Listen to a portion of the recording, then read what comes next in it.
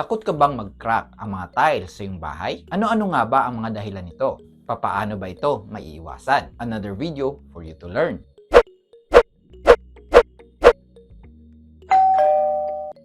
Hi! Kung magpapagawa or magpaparenovate ka ng bahay, this channel is perfect for you. Ako nga pala ang Kuya Architect at ang channel nito ay puno ng mga tips and information all about house design and construction. Videos like on proper planning, selection of materials para maging maayos at budget friendly ang iyong itatayo na dream home. So ano pang hinihintay mo? Mag-subscribe na dito sa ating channel para updated ka sa ating mga bagong videos.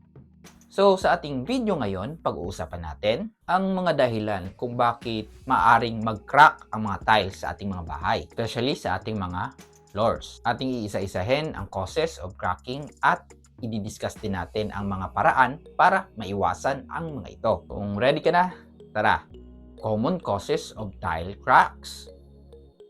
But before tayo dumako sa ating main topic, ay meron na tayong ginawang mga videos all about tile application sa ating mga bahay. Tulad ng topic sa tamang pagbibilang ng magagamit ating tiles sa isang area, ang mga tamang sukat ng tiles na preferred nating gamitin sa bawat application, ang mga disenyo nito na maganda sa flooring at walls, either sa banyo, sa kusina, or iba pang mga space sa bahay. If interested ka sa mga videos na ito related sa mga tile topic, I will put the link on the description and comments below. Now, balik tayo sa ating main discussion. Tile spacing.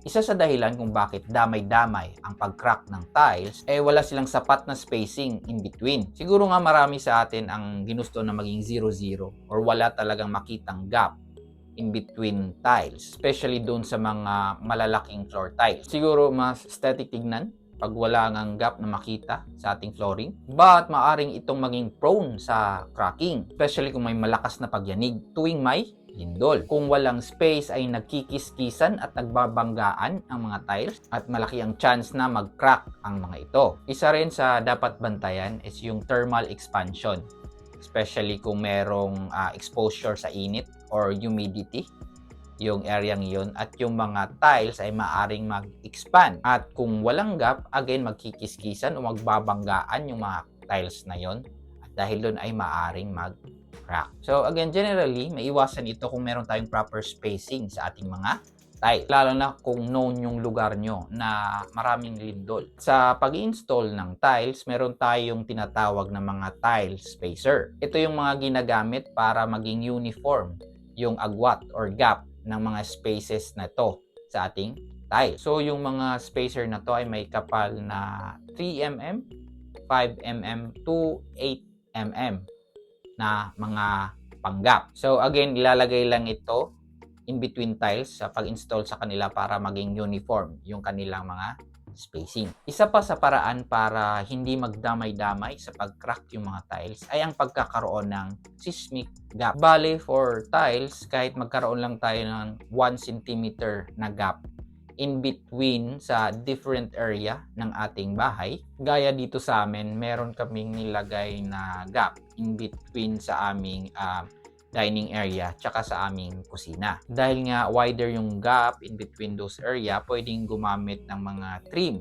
Dito sa amin, gumamit lang kami ng parang square trim na parang aluminum para takpan lang yung gap na yon. Well, pwede naman gumamit ng transition trim, pero medyo mas maumbok yon. Dito sa amin, gumamit lang kami ng square trim at nilining lang namin yung gap na yon in between nga from our dining and kitchen para if ever may mag-crack dito sa kitchen na part ng mga tiles ay hindi ito magiging sanhi or madadamay yung ibang tiles dito sa aming dining area kasi nga merong malaking gap na pipigil sa pagka-crack. Again, in general, kung meron kang spacing in between tiles, mas less prone ito sa cracking. Anyway, kung interesado kayong bumili ng mga tile spacer, maglalagay ako ng link sa description para doon na kayo umorder. Second cause ng tile cracking, water pressure.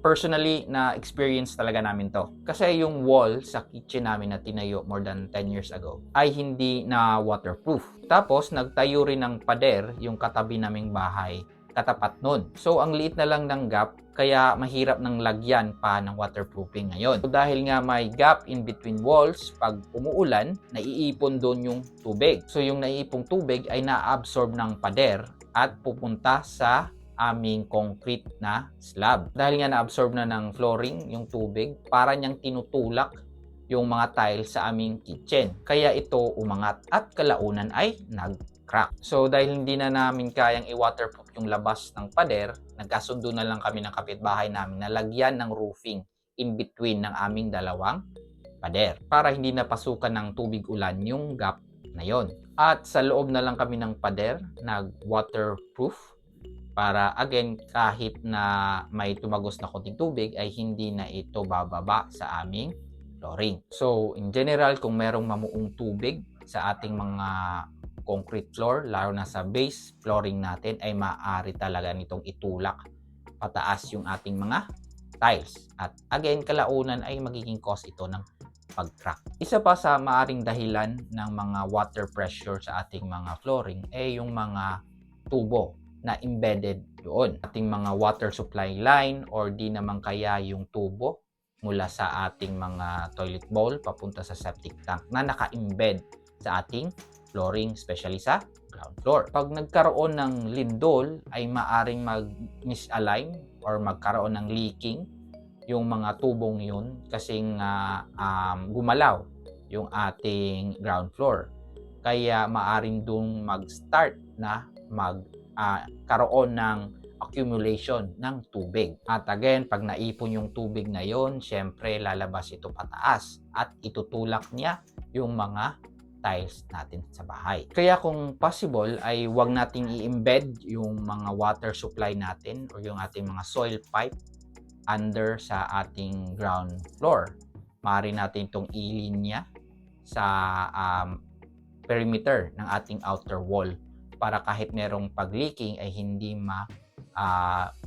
pondo or magkaroon ng pamumuo ng tubig doon sa ilalim ng ating concrete floor na again maaring mag-cause ng cracking sa ating mga tile. At isa pa sa source ng water pressure ay yung mga tubig na nanggaling mismo sa ating ground o yung lupa na kinatatayuan ng ating bahay. Especially yung mga area na dating part ng tubig or bodies of water na tinambakan lang. Pag ito ay hindi na dewater ng properly or hindi na ubos ang kanyang water content mismo doon sa lupa nung pag-compact nito, maaari yung natirang tubig ay umakyat pataas at ma-absorb ito ng ating ground slab or concrete slab sa ating flooring.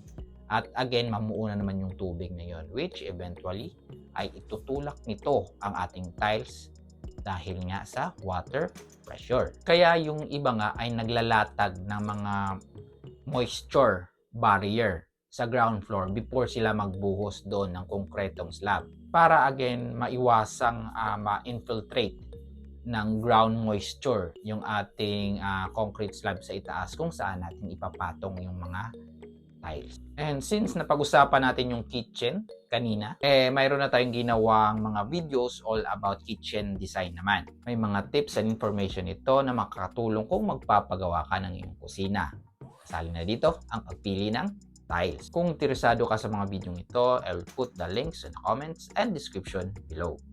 Third common cause of tile cracking, uneven structural settlement. Ito yung dahang-dahang paglubog ng structure ng bahay sa lupa. Maaari itong mangyari kung hindi tama or sapat yung compaction ng ating ground bago tayo nagtayo ng ating house structure. Or di naman kaya nagkaroon ng liquefaction or yung paglambot ng lupa dahil sa pagyanig ng lindol. Yung general settlement ng isang structure, hindi naman yun masyadong alarming kung mababa lang yung paglubog. Pero yung delikado yung uneven na settlement. Ito talaga ay isa sa mga cause kung bakit magka-crack yung ating mga floor tile. Ang ibig sabihin ng uneven settlement ay yung hindi pantay na pagbaba ng mga structural elements tulad ng mga footing at columns. Dahil doon maaring mag-bend mismo yung concrete flooring natin kasi nga hindi pantay yung pagbaba. At pag nagkaroon ng parang bending or parang distortion ng ating ground floor ay maapektuhan, of course, yung ating mga floor tiles at magka-crack ang mga ito. So, paano natin maiwasan yung uneven settlement? Well, one, proper compaction. And of course, dapat sapat yung dewatering or wala nang matirang ang tubig na magpapalambot doon sa lupa. Magkaroon man ng settlement, isa sa makaka-avoid ng hindi pantay or uneven settlement ito ay ang paglalagay ng tie beam sa ating foundation. Kasi yung tie beam para yung mga bracing around our foundation para again maiwasan yung hindi pantay na pagbaba ng mga structural components ng ito. Now, for the final reason kung bakit nagka-crack ang ating mga tiles, ito talaga ang isa sa pinaka-common na dahilan. Ang mga warping tiles, yung mga tiles na nakabend or nakalundok, ito talaga kahit gaano man ka-stable yung ground mo or kahit gaano katibay yung floor tile adhesive mo, kung baluktot or di naman kaya nakaliyad or slightly nakabend yung iyong tiles na ini-install, magka-crack talaga ang floor tiles mo. Dahil nga hindi flat, pag ito'y iyong linagay sa flooring, magiging hindi equal yung distribution ng weight pag ito'y tinapakan mo. So kung mayroong nakausli, pag tinapakan mo yan, talaga yung pressure na yun ay magiging sanhi ng pagbali or pag-crack ng side na yon. So kung bibili ka ng tiles, ipacheck mo talaga na walang mga warping tiles na kasama. Dapat flat lahat para walang nakausli, walang nakaumbok, walang nakaliyad para maiwasan yung again pag-crack ng mga tiles na ito. At para pantay at siguradong level yung ating mga tiles kapag ating install, may tinatawag tayong tile leveler. Ito ay parang wedge kung saan mayroong parang hook na nilalagay in between tiles tapos sinusuksok yung wedge na yon para again pumantay yung dalawang tiles na ating ini-install. Pag natuyo na yung mortar ng tiles, tatanggalin yung wedge na yon at babaliin lang yung mga hook na inattach sa ating gaps. Kung gusto mong bumili ng mga tile leveler, maglalagay ako ng link sa ating description comments below. Anyway, magkakaroon tayo ng separate video sa tamang paggamit ng mga semento at tile adhesive, ang mga saktong halo nito at mga techniques sa pag-i-install ng tiles sa ating floors at sa walls. At again, kung interesado kayo sa ibang videos all about tiles, check lang ang ating tile playlist para mapanood nyo ang iba pa nating content all about tiles. Sana nakatulong ang video ito sa inyo. Kung meron kayong katanungan or opinion related sa ating topic, pakisulat lang ito sa ating comments below. And please like, share, at kung hindi pa mag-subscribe dito sa ating channel. Muli, ito yung Kuya Architect. Deserve mo ang maayos at magandang bahay.